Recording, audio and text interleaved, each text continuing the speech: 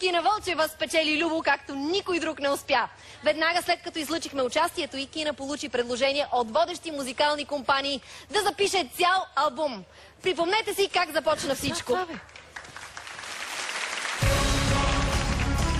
Кина Павлова, Вълчева, Николова. Какво ще ни свирите или ще ни изпеете сега? Една моя авторска песен, текст и музика. Как се казва тази песен? Вино червено. Нощта отмина и утро настъпва и призори. Ти пиеш вино червено. Съпруга ми, след като пиеше почти винаги 4 литра вино на ден, беше кошмар. Колко много бой ядох, беше ми щупва ръката от бой, другата пукната, избити зъби, не искам да говоря за него. Искам да се знае, че това е тъжна, любовна песен, написана на сериозно. Но всяка тъжна любов е смешна в крайна сметка.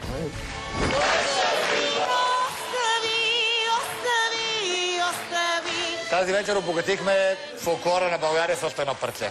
Много хареса. Когато аз го гледах, просто се разплаках от това, че публиката пееше с мене.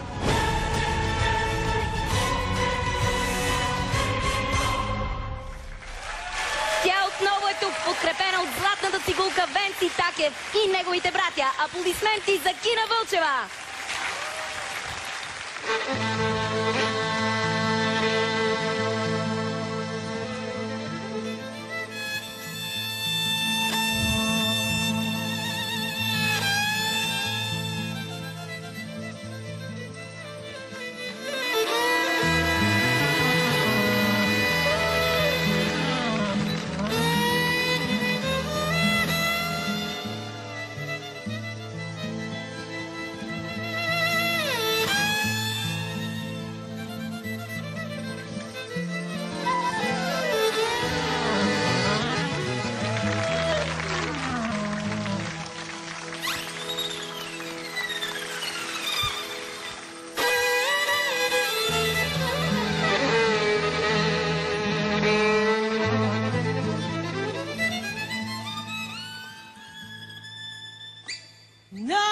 Нощта отмина и утро настъпва и призори.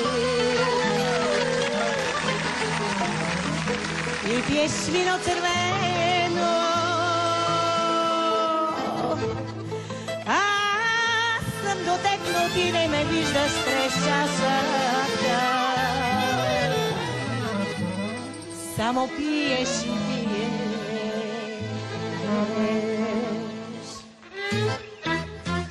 Чаша свина остави, остави, остави и мене, само погледни. Хайде всички! Чаша свина остави, остави, остави и мене, само ти люби.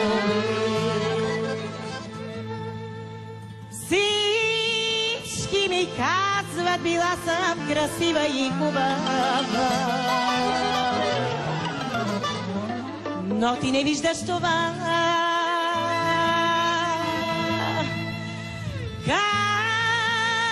Капят ми сълзите в чашата с виното твоето, плаче ранена душа. Чаша